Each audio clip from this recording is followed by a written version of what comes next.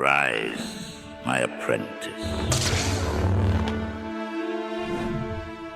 Our story begins with a man who was once known as Anakin Skywalker, the chosen one destined to bring balance to the Force, but that destiny had been twisted, corrupted by fear, loss, and betrayal. Now, he is Darth Vader, a dark enforcer of the Empire, consumed by the shadows he once swore to destroy. Vader had lost everything: his mother, Shmi, who was taken from him by the cruelty of the galaxy, his wife, Padme, who died in despair, and their unborn child, a hope for a future that never came to be. All of these losses were supposed to be justified by the power he gained, a power meant to save those he loved and bring peace to the galaxy. Yet peace eludes him. The Empire's grip tightens around the galaxy, but it brings no solace, only more suffering. Vader himself lives in constant pain, both physical and emotional, tortured by the memories of what he once was and what he has become. He moves through the cold metal corridors of the Imperial Palace on Coruscant, a place that should signify power and control, but instead feels like a prison. The very air around him is heavy with the weight of his regrets,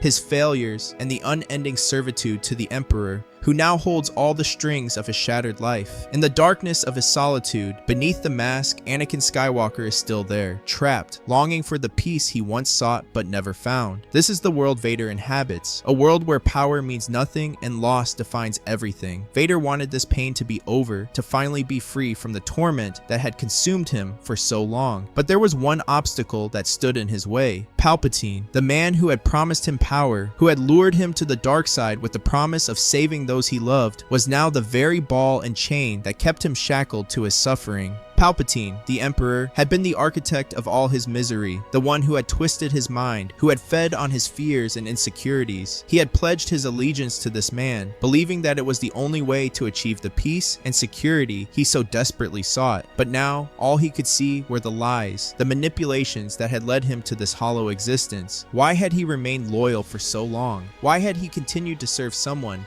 who had done nothing but deceive him? These questions plagued Vader's mind, growing louder with each passing day. He realized that his servitude to Palpatine had not brought him the power to save. It had only deepened his despair. The promises of the dark side had been empty, mere illusions crafted to keep him under the Emperor's control. No longer. Vader had reached his breaking point. He would not allow himself to be a pawn in Palpatine's game any longer. Vader would meditate on the looming confrontation, seeking clarity in the Force as he prepared himself for the inevitable. But each time he closed his eyes and reached out, all he saw was failure. Over and over, the vision was the same: his own death at the hands of Palpatine. No matter how he approached it, no matter what strategy he employed, the outcome was always the same.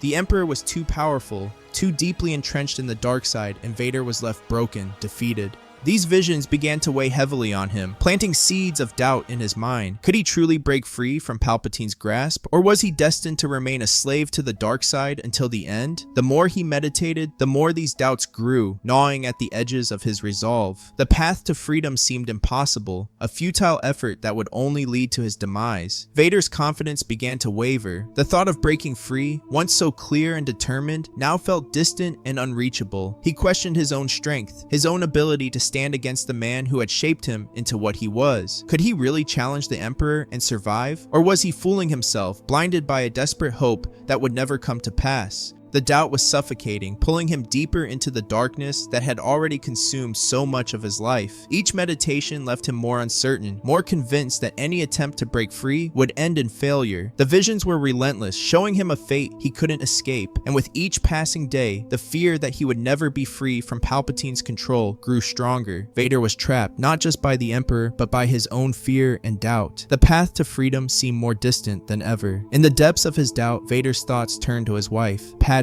What would she do if she were in his place? The memory of her strength, her unwavering belief in freedom and justice filled his mind. Padme would never have allowed herself to be enslaved by fear, no matter the odds. She would have fought, no matter the cost, because freedom was more valuable than anything else. Vader could almost hear her voice, see her fierce determination. She had stood against tyrants before, had risked everything to protect what she believed in. She would never have accepted a life of bondage, not for herself, and certainly not for those she loved. loved. The thought of her fighting spirit reignited something within Vader, a spark of the man he used to be, the man who loved her more than anything in the galaxy. If Padme were here, she would remind him that death is not the end, that there is something beyond the pain and the suffering. She would tell him that even if he were to die, at least he would be free, and perhaps, in that freedom, he could finally find peace. He could join the Force, and maybe, just maybe, he would be reunited with her, with his mother, with all those he had lost. This realization brought a strange sense of calm to Vader's turmoil. The fear of death, which had loomed so large, began to diminish. He had already lost everything. What more was there to fear? If breaking free from Palpatine meant his death, then so be it. At least he would die fighting for something he believed in, just as Padme would have done. And in that fight, he would find the one thing that had eluded him for so long: peace. Vader would then decide that enough was enough. The doubt, the fear, the endless cycle of pain, it all had to end. The time for hesitation was over. He could no longer live as a puppet, bound by the chains of his own making, shackled to a master who had done nothing but deceive and manipulate him. The vision of his wife, her unwavering belief in freedom, gave him the strength he needed to take the next step. He would confront his master. He would face Palpatine and break the chains that had held him for so long. Vader knew the risks. He had seen them in his meditations, the countless ways in which this confrontation could end in his death. But those visions no longer held the power they once did. Death was no longer something to fear, but a possibility he was willing to embrace if it meant finally finding peace. There was a calm that settled over him as he made this decision, a sense of clarity that had been absent for so long. No matter the outcome, he would be at peace. Whether he survived and freed himself from the dark side, or whether he fell in the attempt, he would have finally acted on his own terms, free from the lies and manipulations of the Emperor. Before making his move, Vader decided to meditate one last time, but this meditation was different from all the others. For the first time in years, he was not in pain, not gripped by indecision or fear. Instead, he felt a profound sense of peace, a calm that washed over him like a warm embrace. It was as if the darkness that had clouded his mind for so long had lifted, allowing him to see clearly. In this moment, he was no longer Darth Vader, the enforcer of the Emperor's will. He was Anakin Skywalker once more. As Anakin sank deeper into his meditation, he felt a presence, familiar, comforting. It was an old friend, someone he had not seen in many years. Qui-Gon Jinn appeared before him, the wise and gentle master who had first believed in him, who had seen the potential within him long before anyone else. Anakin looked upon Qui-Gon with a mixture of awe and gratitude, emotions he had thought long buried. Anakin, I have never lost faith in you. Despite everything, despite the path you have walked, I knew that one day you would find your way back. The prophecy was never about the path you took, but about the destination you would reach. And now, that time has come. Anakin felt tears well up in his eyes, though they remained hidden behind the mask. Qui-Gon's words were a balm to his soul, a reminder that he was not beyond redemption. The prophecy, the one that had once defined his life, that had seemed to lead him only to ruin, was still within his grasp. It was not too late to fulfill his destiny, to bring balance to the Force, not through darkness, but through the light he had once known. You were always meant to bring balance, Anakin, not by destroying yourself, but by overcoming the darkness within you.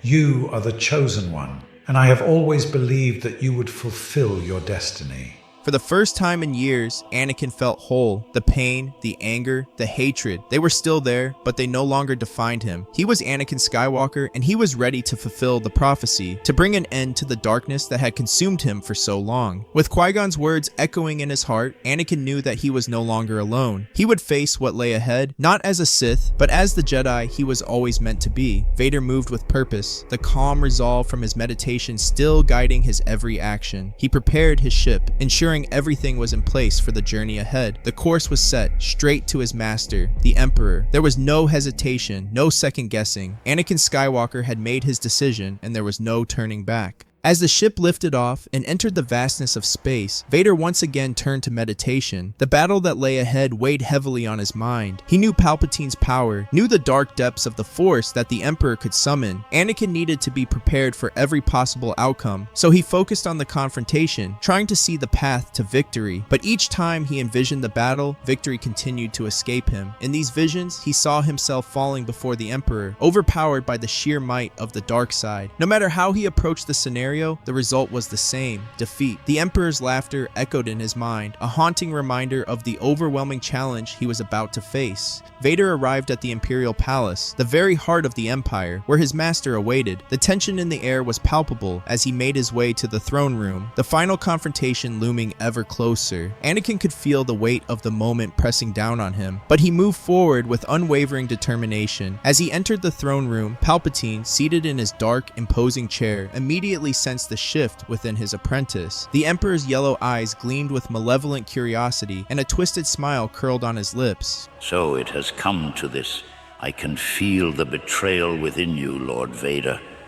You seek to overthrow me, to take my place as the true Sith Master. Anakin stood tall, the resolve in his heart unshaken, despite the dark power radiating from the Emperor. He knew this confrontation was inevitable, that the Sith way demanded the apprentice rise to challenge the Master. But this was more than just fulfilling the rule of two. This was about breaking free from the chains that had bound him for so long. Palpatine chuckled, the sound reverberating through the cavernous room. I am proud of you, my apprentice. This is the way of the Sith, after all. Only the strong survive, and you have finally embraced the true nature of our order. You seek to replace me as I replaced my master. Such is the way it must be. The Emperor rose from his throne, his dark robes flowing like shadows around him. His pride in Vader was evident, but there was no fear in him, no hesitation. Palpatine had long prepared for this moment, the ultimate test of his apprentice's strength and cunning. But tell me, Lord Vader, are you truly ready to face me? Have you learned all that you need to take what is mine?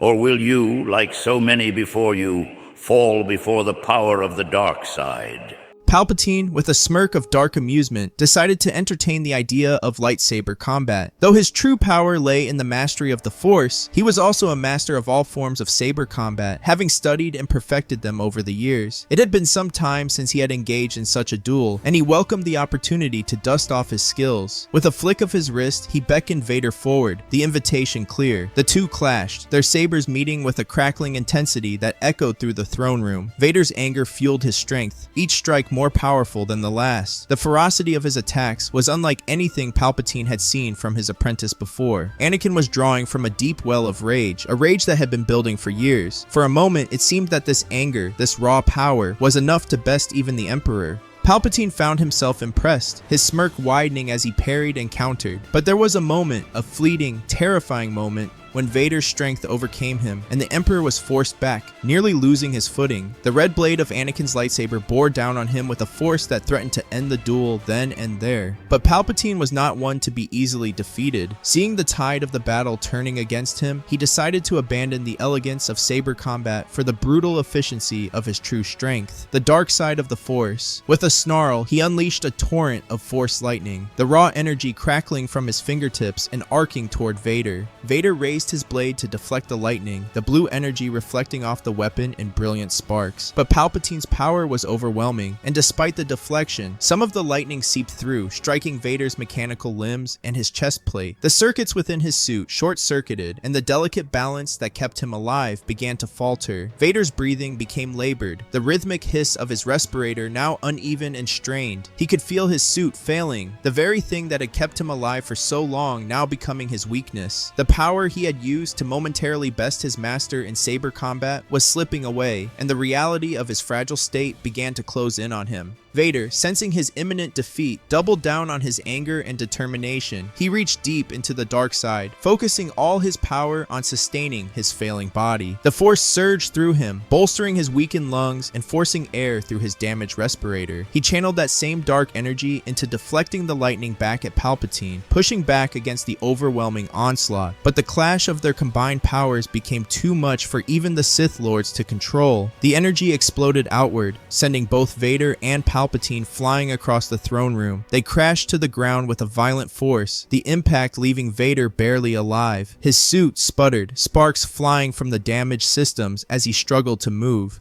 Through the pain and haze, Vader looked across the room at Palpatine, who was also battered and weakened, his robe singed, and his body trembling from the exertion. Anakin could see the vulnerability in his master, the moment where the tides could finally turn in his favor. With great effort, Vader began to rise to his feet, driven by the singular desire to end Palpatine's reign once and for all. But just as he moved to strike, he felt an invisible force constrict around his throat, lifting him into the air. Palpatine, despite his injuries, had summoned the strength to grip Vader with the Force, squeezing the life out of him. As the air was forced from his lungs, Vader's life began to flash before his eyes. He saw Qui-Gon Jinn, the Jedi who had first believed in him, his mother, Shmi, who had died in his arms, Obi-Wan, his former master and friend, now lost to him, Padme, his beloved wife, whose death had shattered his soul, and the unborn child they had never had the chance to meet. Each memory was a stab to his heart, a reminder of everything he had lost, everything that had led him to this moment. And then, amidst the chaos and pain, he heard a voice. Anakin, let go of your anger. It is the only way.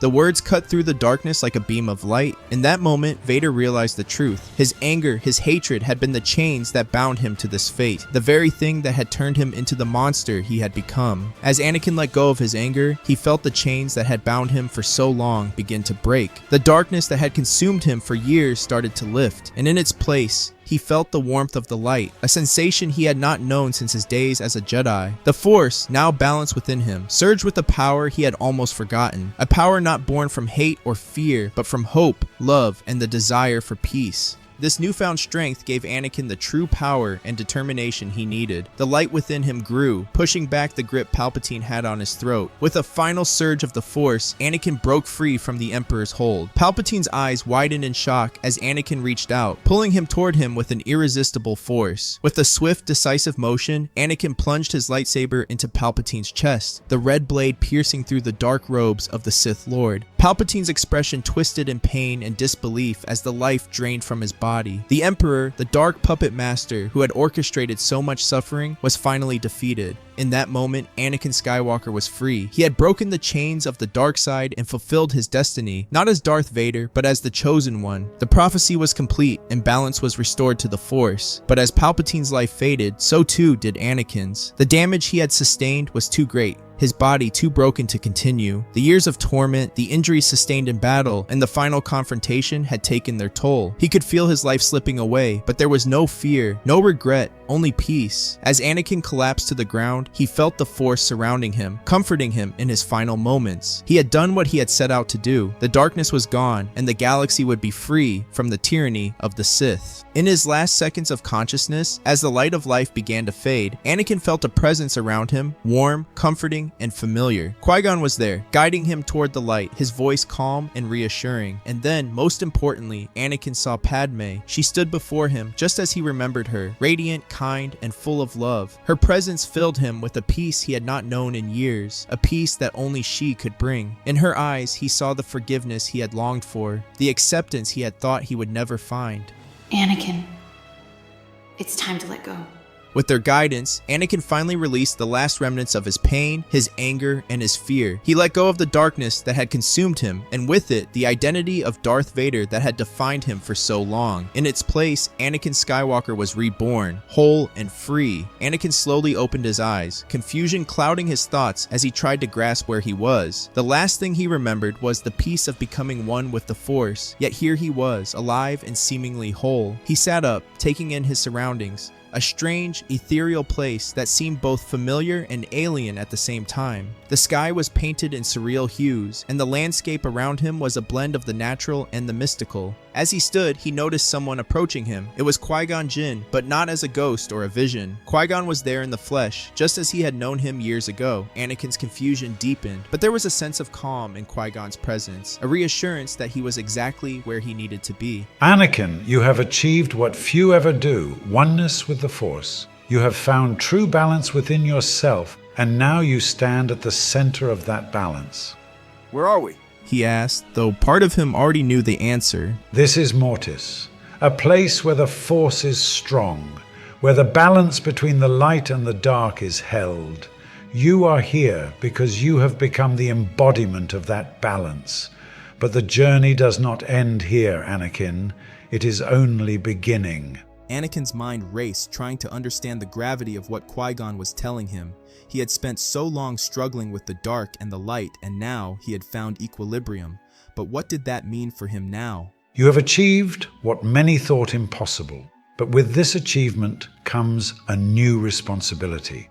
The balance you now hold within you must be maintained, not just within yourself, but across the galaxy.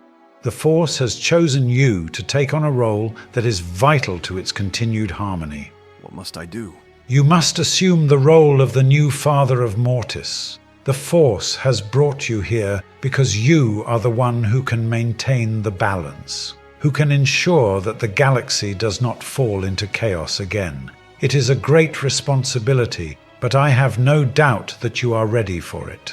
Anakin felt a weight settle on his shoulders, but it was not the oppressive burden he had carried as Darth Vader. This was different. This was a purpose, a calling that resonated with the light he had found within himself. He understood now that his journey had led him to this point, that everything he had endured was preparing him for this moment. With that, Anakin Skywalker accepted his new role, stepping into the mantle of the father of Mortis, the guardian of balance in the Force. His journey had come full circle, and now, as the keeper of balance, he would ensure that the galaxy would never lose it again. Anakin reflected on the journey that had brought him to this moment. Once he had been Darth Vader, a figure of immense power, but also of unbearable pain and suffering. The dark side had consumed him, twisting his soul and chaining him to a path of destruction. But now, standing on Mortis as the father, he was free. Free from the torment, free from the darkness that had once defined him. In his new role, Anakin dedicated himself to ensuring that others would also feel this freedom from darkness. As the guardian of balance, he used his deep understanding of the Force to guide and protect the galaxy, maintaining the delicate equilibrium between light and dark. He watched over the galaxy from Mortis, ensuring that neither side would overwhelm the other, preserving the peace he had fought so hard to attain. But Anakin knew all too well that darkness was never truly destroyed. It could be pushed back, subdued, but it always lingered, waiting for the right moment to strike. Somewhere out in the galaxy, far from the safety of Mortis, a great darkness had awakened. Abeloth, a being of pure chaos and malevolence. Her return signaled a new threat, one that could unravel all that Anakin had worked to protect. Anakin could sense her presence, her power growing as she spread her influence across the galaxy. Abeloth, with her insatiable hunger for domination, was no ordinary foe. She was a force of nature, one that had been long forgotten, but now threatened to bring the galaxy to its knees. As the father of Mortis, Anakin knew that he could not ignore this threat. Abeloth was a danger not only to the balance he maintained, but to the very existence of light and life in the galaxy. It was his responsibility, his duty, to confront her, to ensure that the darkness she embodied would not consume the galaxy. The journey that had begun with his fall to the dark side had led him to this moment. Anakin was no longer just a Jedi, no longer the Sith Lord he had once been. He was the guardian of balance, and the battle for that balance was far from over. Abeloth awaited him somewhere in the galaxy, and he would face her, personally.